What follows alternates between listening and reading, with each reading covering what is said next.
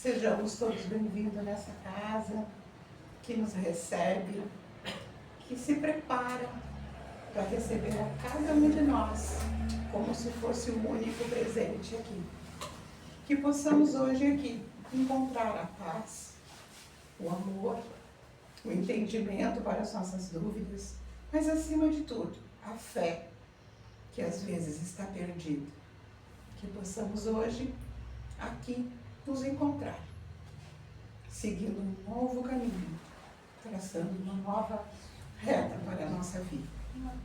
Vamos convidar a nossa irmã para fazer a leitura de harmonização do ambiente. A Mari.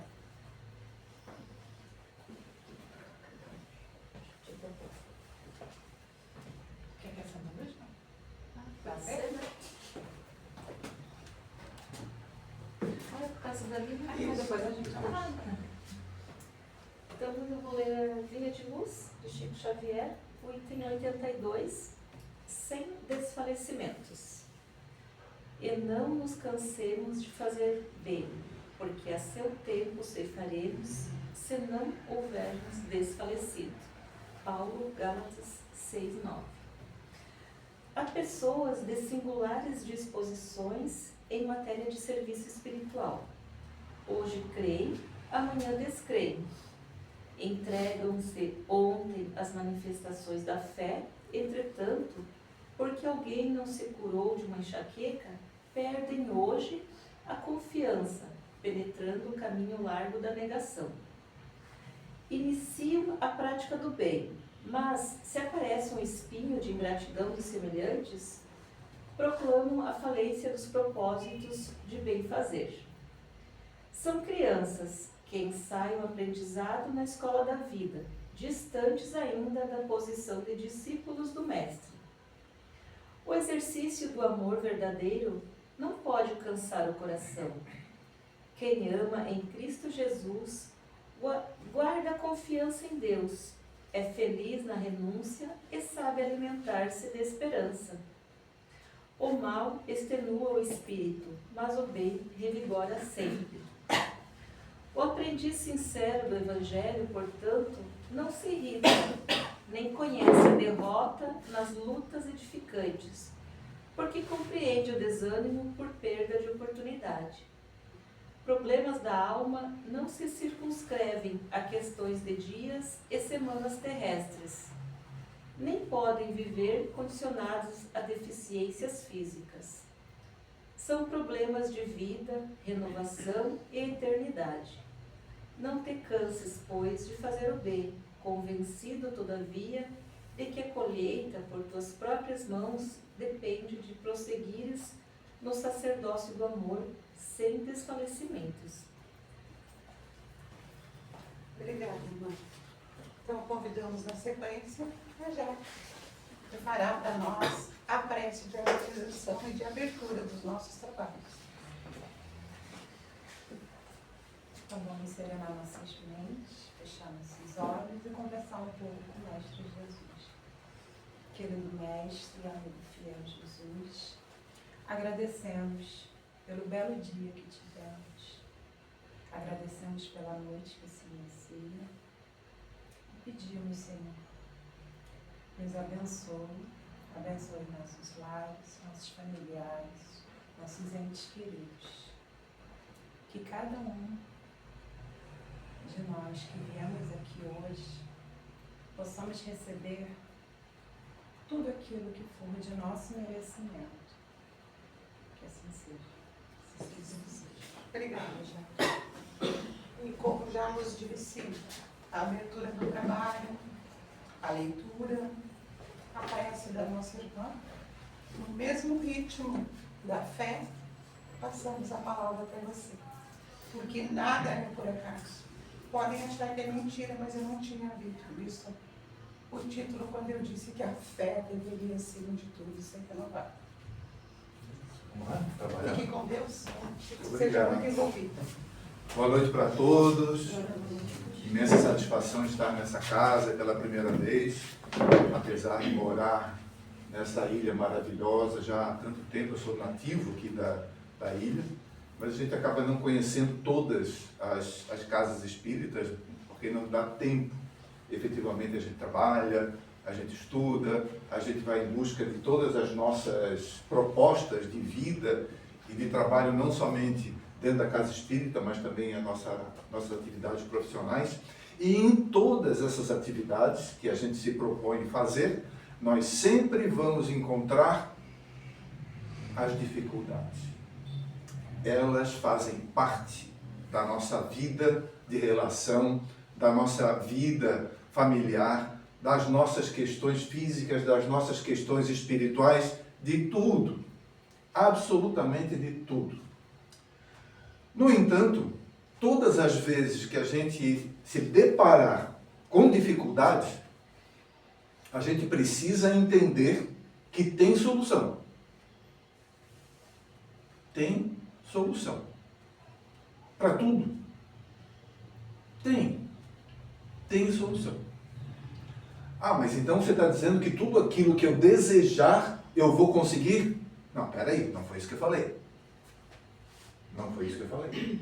Porque às vezes a gente deseja coisas que não estão dentro do nosso processo kármico, do nosso processo de vida, daquilo que nós estamos nos propondo realizar. Se eu disser que eu quero ganhar na loteria, eu posso até ganhar circunstancialmente se estiver dentro do meu processo. E se eu jogar, eu preciso fazer a minha parte no processo de ganhar na loteria. Se eu quiser vir para uma casa espírita, trabalhar mediunicamente, fazer uma palestra, fazer uma atividade de socorro espiritual, fazer uma atividade de costura, né? Para ajudar as pessoas carentes, eu tenho que me preparar para isso. É uma dificuldade, eu não sei botar uma linha na agulha, uma agulha na linha, mas eu vou aprender, se essa é a minha proposta de vida naquele momento. Ah, mas tem gente mais habilidosa do que eu. É claro, sempre vai ter. No entanto, a gente precisa entender que dentro da casa espírita, a própria leitura que a colega fez aqui, ela disse, olha, vamos em busca da solução. E esse é o nosso convite hoje, para que nós possamos ter fé suficiente para ir em busca da solução. Ah, mas a fé transporta montanhas. Como que uma montanha vai sair daqui e vai para ali? Eu vou ter que pegar um trator para tirar aquela terra toda, aquelas pedras, e levar para ali. É simbólico. A montanha aí, ela está se apresentando como uma dificuldade simbólica que nós poderemos mover dependendo da quantidade de fé que nós possamos implementar nas nossas ações. Aquilo que nós estamos nos propondo fazer. E sempre que nós estamos tentando fazer alguma coisa, nós temos que lembrar que Jesus está ao nosso lado. Esse é o nosso processo. Nós temos que entender que todas as vezes na nossa vida em que nós tivermos um projeto e esse projeto estiver vinculado a uma necessidade do nosso espírito, da nossa matéria, e que esteja dentro de um contexto em que a gente esteja inserido, nós vamos conseguir. E às vezes acontece de nós não alcançarmos aquele nosso intento, mas nós alcançamos uma experiência. Uma experiência dentro daquele contexto onde nós estamos tentando fazer da melhor maneira possível e a gente não consegue. Então, dentro da nossa vida, dessa vida, onde nós estamos querendo produzir, trabalhar, construir, vir até a casa espírita para fazer o melhor que cada um de nós consegue fazer, nós precisamos ter o estudo, a preparação, a prática e o êxito. Às vezes isso não acontece numa reencarnação. Todas as vezes que a gente lembrar que a morte não existe e que nós estamos num processo de aprendizado, a gente vai entender que a dificuldade do momento é a solução do futuro. É assim que funciona. Cada um de nós que já passou pela escola sabe como foi difícil. Aprender 1 mais 1, lá no primeiro ano, é fácil. Todo mundo passou por isso. 1 mais 2 é fácil. Todo mundo passou por isso. Agora eu vou perguntar para vocês. O 2 menos 1. O 2 menos 1 já é uma atividade, uma ação, ao contrário daquilo que a gente estava aprendendo no começo. Ah, tá, mas o 2 menos 1 dá 1. E agora, 1 menos 2.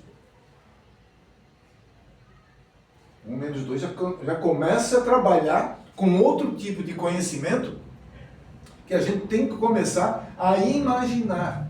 Porque da onde eu tenho um dedo, como é que eu vou tirar 2 se eu só tenho 1? Ah, mas então isso exige um raciocínio que ultrapassa o primeiro ano. A gente tem que esperar chegar ao segundo ano, porque no segundo ano é que a gente vai aprender aquela operação negativa que gera um número negativo. Ah, mas o que é um dedo negativo, gente? O que é um dedo negativo? Porque se eu tenho um dedo e eu tiro 2 dedos, ele sobra um negativo. Ah, mas então um negativo é aquilo que é ao contrário? É. Então a gente começa a perceber que nós temos que raciocinar dentro das nossas propostas de vida para que a gente possa entender que todos os nossos interesses, todas as nossas propostas, tudo aquilo que a gente quer aprender efetivamente, passam necessariamente pelas confusões, pelas dificuldades, pelos desafios, de tudo aquilo que nos leva para a escola novamente no outro dia. Isso é difícil, gente. Levantar da cama, sair debaixo da coberta, e ir para a escola, enfrentar um desafio imenso, sabendo que na semana seguinte nós vamos ter que ir lá de novo, no ano seguinte nós vamos ter que ir lá de novo, até alcançar o nosso objetivo. Nesse contexto de aprendizado que eu estou falando lá da escola, trazendo aqui para dentro da casa espírita, é a mesma coisa. É a mesma coisa. Se nós formos analisar tudo aquilo que a gente está aprendendo aqui dentro da casa espírita, em termos de vida, de reencarnação, de evolução espiritual, de regeneração, nós começamos a perceber que esse processo ele está apenas acontecendo circunstancialmente nesse momento, uma etapa, apenas uma etapa, da onde nós viemos, trazendo algumas experiências, alguns conhecimentos, e para onde nós estamos querendo ir com esses novos conhecimentos. É assim. Quando a gente fala de 1 mais 2, 2 menos 1, essas coisas, é fácil da gente entender. Agora, e quando a gente chega na raiz quadrada? Gente, eu passei uma vergonha imensa quando uma vizinha minha, eu já estava na faculdade, né? Uma vizinha minha de 10 anos foi lá em casa para eu ensinar ela a fazer raiz quadrada. Gente, pensa, como é difícil fazer a tal da raiz quadrada no procedimento. Eu disse para mim, olha, aqui é só pegar a calculadora, bota o número, aperta esse botão, sai a raiz quadrada. Aí disse, não, isso aí eu sei. Isso aí meu pai já me ensinou, eu quero saber, é o processo. É o processo. Se nós estivermos aqui e tivermos uma manifestação mediúnica de alguém, a gente vai atender, vai cuidar daquela pessoa. Mas o que a gente vai ensinar, o que a gente vai propor para aquela pessoa? Aprender o processo. Aprender como é que começa, como é que controla e como é que termina aquele processo. Bom, a menina lá, eu tive que pedir o caderno dela emprestado, porque eu já tinha visto aquilo, já tinha aprendido. Então, quando eu vi aquilo, eu dei uma olhada, lembrei. Como era coisa que eu já conhecia, eu lembrei. E aí a gente conseguiu ajudar a menina. Por isso que chega médium aqui na casa, a gente estava falando ainda há pouco, que já chega pronto. Ele só precisa lembrar daquilo que já conhecia, daquilo que já tinha experiência. Mas tem que ter fé, tem que acreditar naquilo que se propõe a fazer. Porque atravessar aquela porta ali é muito difícil, gente. É muito difícil. Entrar e ficar aqui dentro é mais difícil ainda. Porque os desafios aqui dentro são todos, na sua grande maioria, invisíveis. São as dificuldades que os próprios materiais criam na sua cabecinha, que a gente é muito criativo, né? E também nós temos o pessoal do outro plano espiritual que traz as suas angústias, as suas dores, que querem ser resolvidas. E aí eles acham assim, não, olha, aquele ali vai me ajudar. Então, cola nele. Cola nele. Aí o médium balança, não sabe como fazer, não sabe como resolver, e aí tem gente que foge. Aí aquela porta ali funciona no sentido oposto, né? O pessoal vai e não volta mais. Então a persistência para ficar dentro da casa não é fácil, gente. Não é fácil. Porque tem que ter a confiança, a fé, dentro de um contexto em que a gente vai encontrar interesses materiais, fanatismo, egoísmo, paixões, que são tantas montanhas que a gente tem que ultrapassar todo dia. Todo dia. Algum tempo atrás eu fui convidado, junto com os amigos meus, a subir o monte, o pico, fica ali na Palhoça, me ajuda? Cambiré. Só que os meus colegas eram um pouco mais jovens do que eu, bem mais jovens, né? Eu era o que ia por último, na fila. Gente, eu fui até a metade. Não consegui vencer a tal da montanha do Cambiré. Não consegui. Eu estava ficando para trás e eu estava dificultando a caminhada deles. Então, as minhas pernas já não são as mesmas de 18 anos. O meu fôlego também não. A minha cabeça também não. Eu disse assim, eu não preciso ir com eles.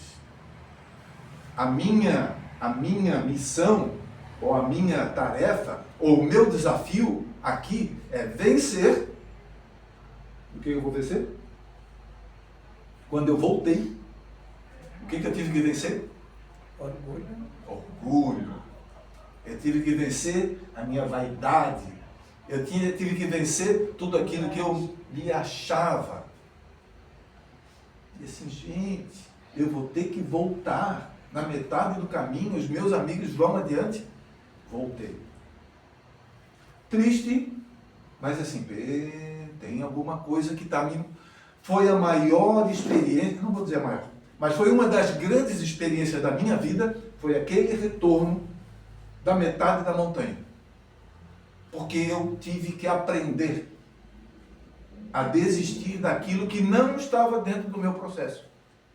E lá, quando eles me mostraram depois as fotografias da metade da montanha para cima, eu disse, pô, ainda bem que eu não fui. Tinha uns penhascos, tinha umas coisas que tinha que se agarrar, tinha umas cordas que tinha que atravessar, e gente, eu não ia conseguir. Não ia. Ou se conseguisse, poderia estar me machucando. A experiência de entender que o retorno seria melhor do que alcançar o topo, porque aí o orgulho ia estar bem alimentado. Mas a construção do ser espiritual foi muito maior quando eu desci aquela montanha. E ainda tive uma grande dificuldade, gente. Porque na descida teve umas vacas que resolveram ficar no meio do caminho e não deixar eu passar. As vacas ficaram ali assim, moça, pode chegar um pouquinho mais para lá? Eu, no meio do caminho, eu tive que passar por uma lama e algo mais para poder atravessar. Cheguei embaixo na montanha. E agora? Onde eu estou? Porque eu fui de carona. Então, onde eu estou? Para que lado eu saio daqui?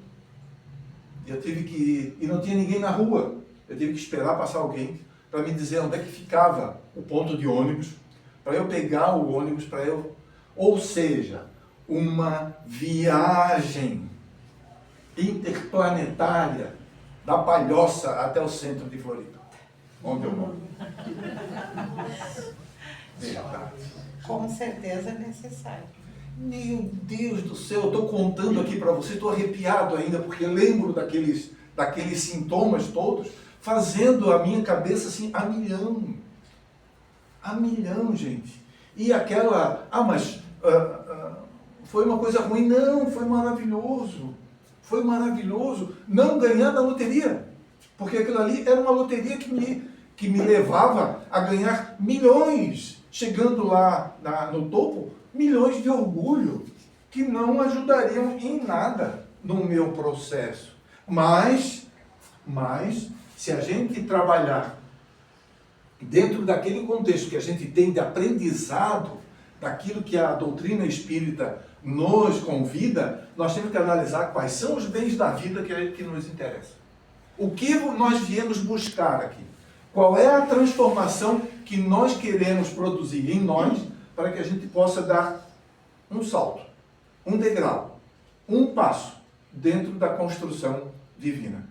Aquilo que está dentro do meu contexto, para que a gente possa estudar as imperfeições, combater e produzir um resultado que seja favorável.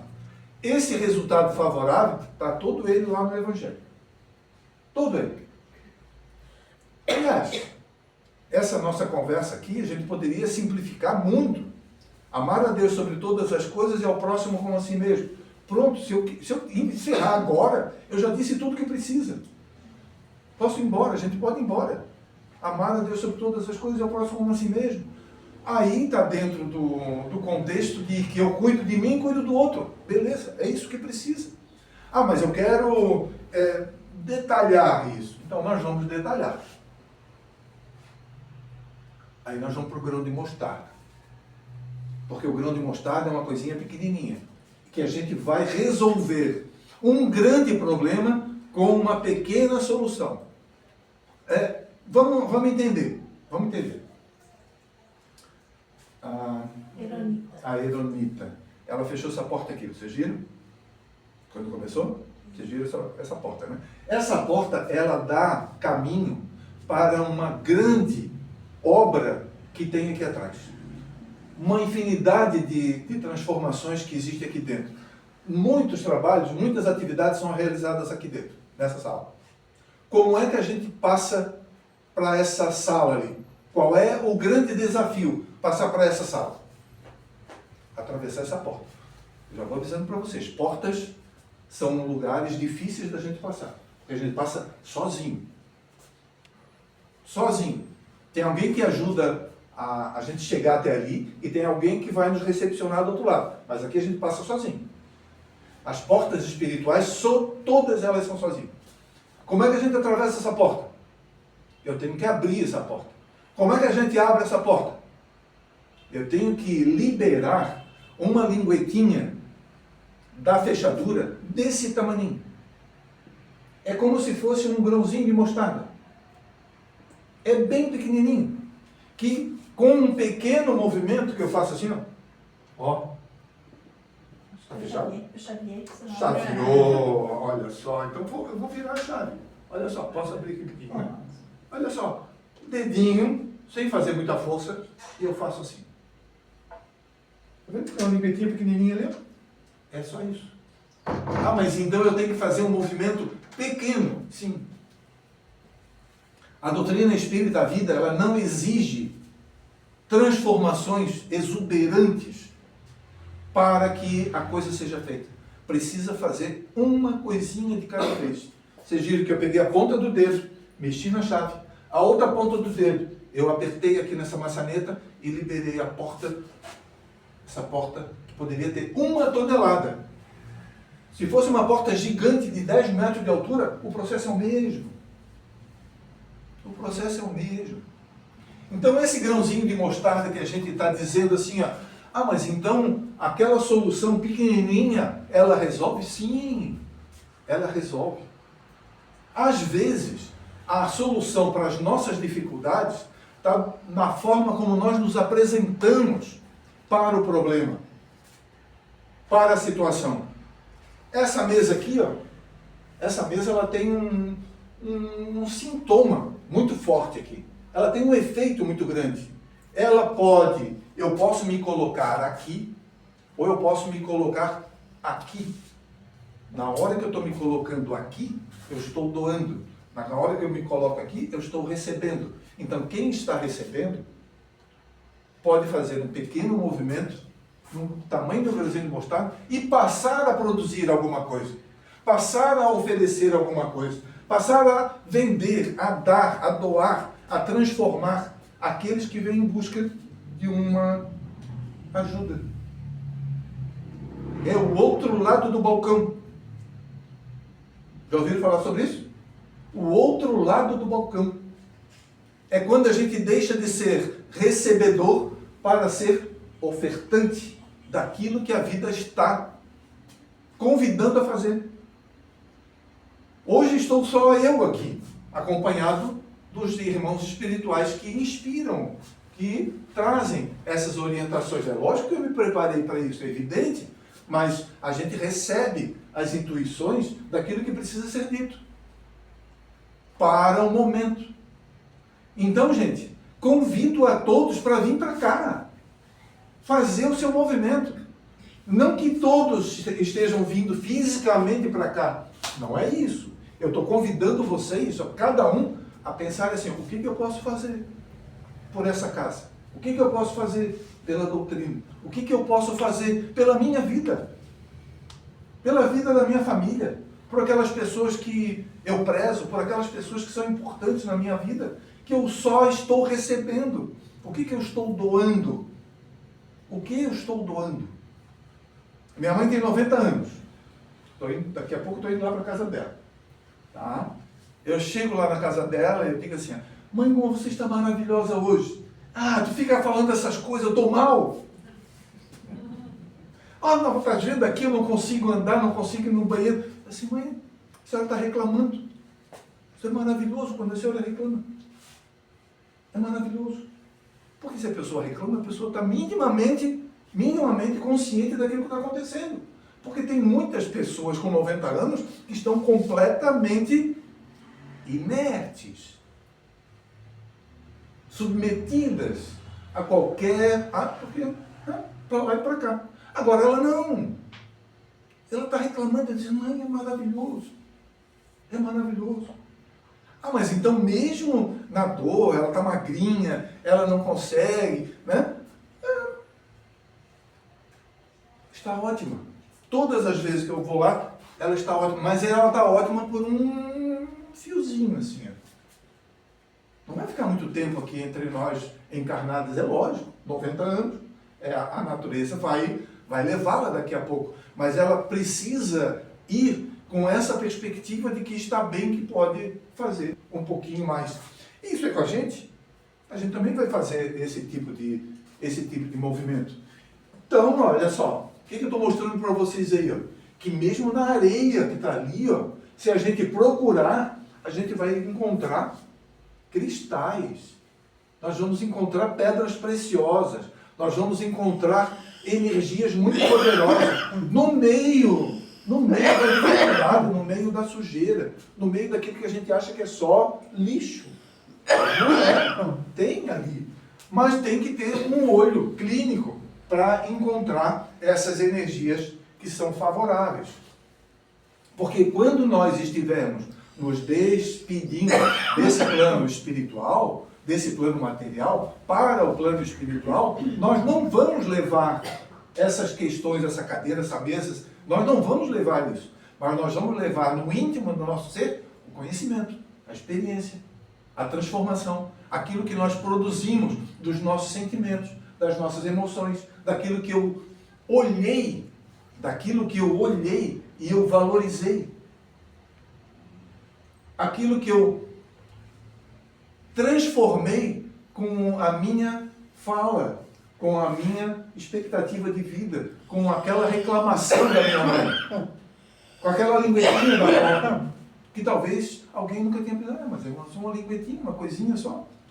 E se essa... ontem eu fui fazer um exame no laboratório, e chegou lá uma pessoa, entrou lá no banheiro lá do laboratório e a lingletinha da porta não funcionou. Eu lembrei disso agora. Eles tiveram que desmontar a porta para poder sair o cidadão lá de dentro. Ou seja, ainda assim é uma experiência.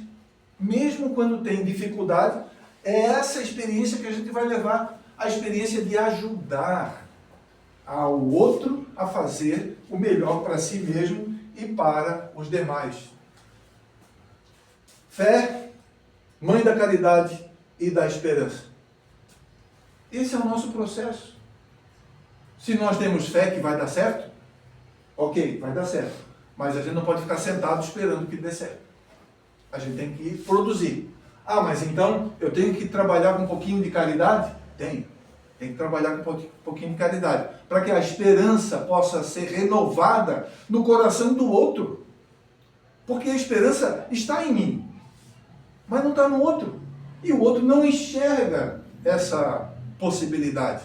Então eu tenho que dar oportunidade, eu tenho que mudar de lado, eu tenho que ir para o outro lado do balcão, para poder fazer com que esse processo de aprendizagem ele seja palpável aqui e agora, porque depois ele vai se transformar num patrimônio espiritual. Kardec trabalhou durante toda a vida dele, né? Depois que descobriu o Espiritismo, né? Ele produziu de uma forma muito inteligente, muito racional, ele era pedagogo. Então ele construía cada aspecto da vida perguntando aos espíritos e orientando aquilo que poderia ser feito. Eu fui professor durante 40 anos, ensinando jovens, e isso era muito legal. Porque eu, quando pegava a turma no primeiro dia de aula, eu dizia assim, poxa vida, olha, esse pessoal não sabe fazer tal coisa, daqui a 4 meses eles vão saber. Eles não aprenderam isso daqui a 4 meses eles vão conseguir fazer, vão conseguir construir, vão conseguir transformar a vida deles, vão poder vender esse serviço, vão poder produzir transformações gigantes na sua vida. E esse é o nosso processo regenerativo. É a transformação que vai acontecendo de vida após vida. Do neném, do berço até o idoso. E aí, essas transformações se renovam. Daqui a pouco vai ser renovada. E tudo aquilo que a gente vai ter na próxima vida, nós estamos construindo agora. Não é um momento só de esperar, de buscar, de aprender. A gente precisa fazer. Efetivamente fazer. Não há como a gente imaginar que a regeneração vai acontecer sem a gente fazer o que tem que ser feito. Sem a gente poder buscar dentro de nós a força de vontade para caminhar. A força de vontade para sair da cama. A força de vontade para pisar no chão. A força de vontade de sair para trabalhar, para estudar, para produzir aquilo que precisa ser produzido. Ah, mas isso é difícil. Claro. Se fosse fácil, nós não estaríamos aqui. Nós precisamos transformar e ultrapassar todos os caminhos. Todos os caminhos, todas as montanhas, todos aqueles rios, todas aquelas vacas que estão na frente do nosso trajeto. Vocês não imaginam como foi difícil atravessar no meio daquelas vacas, que eu não sabia qual vai ser a reação. Né? As vacas acharam muito estranho, mas o que esse cara está fazendo aqui? Sozinho no meio desse mato? Não é possível. Né? Então nós não estamos sozinhos.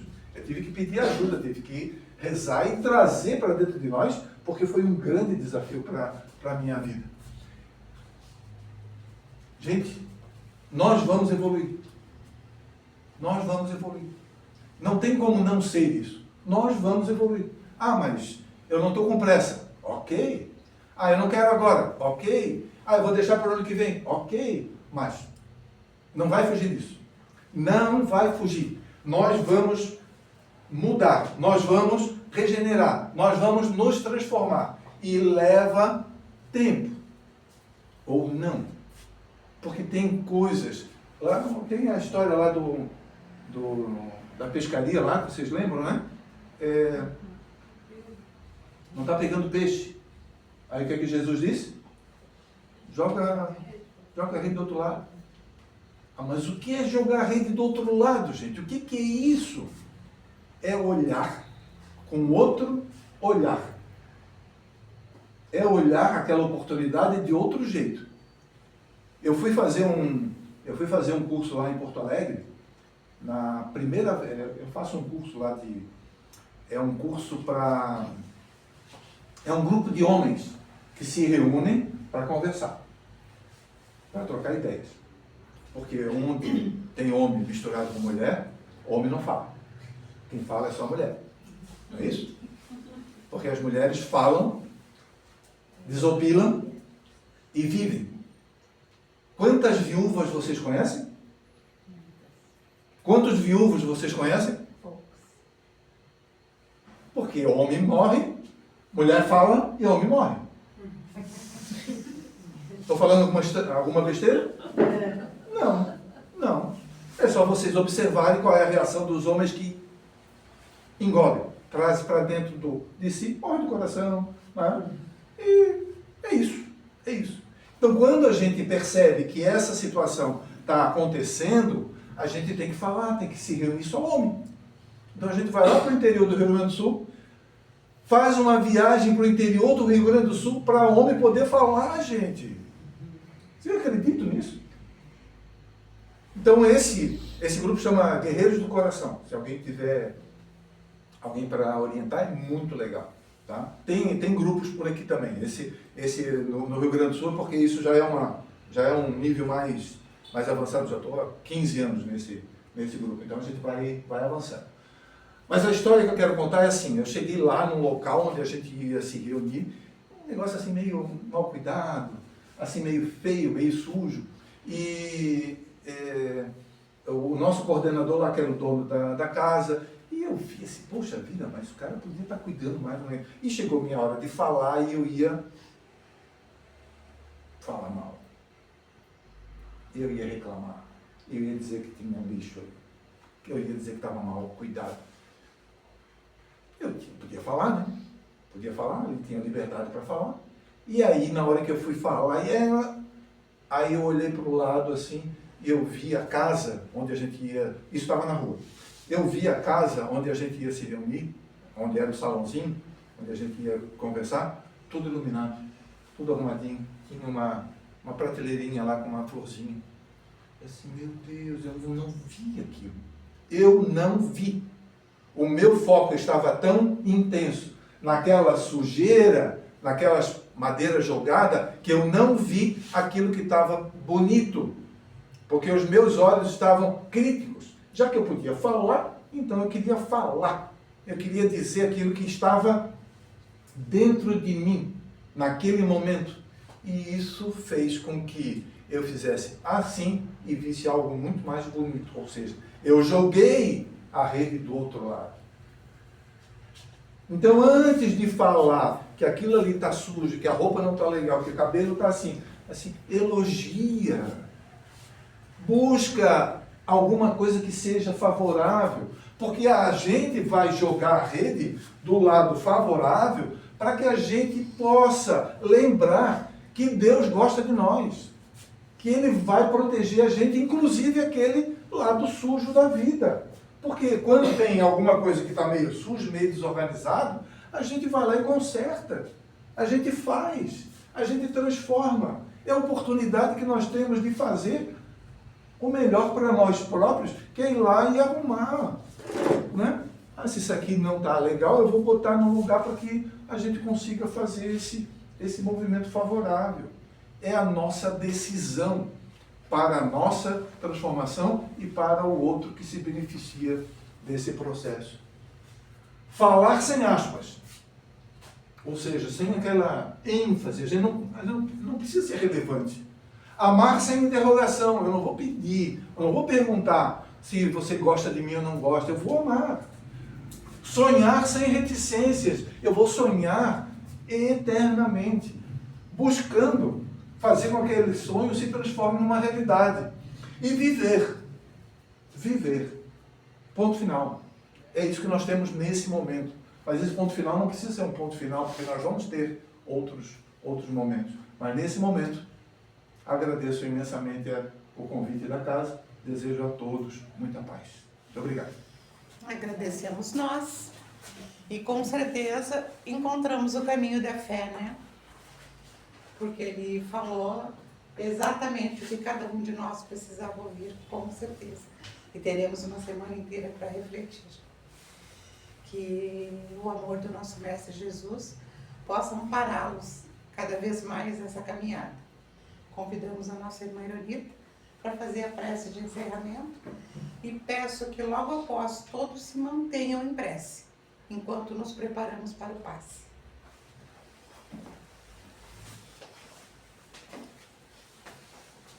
Então, neste momento, convidamos a todos para que possam fechar os olhos do seu corpo material e ainda embalados por essas belas palavras, que possamos levar para a vida a mensagem que ouvimos nesta noite, muito bem colocada, que nos dá muito o que pensar, o que refletir.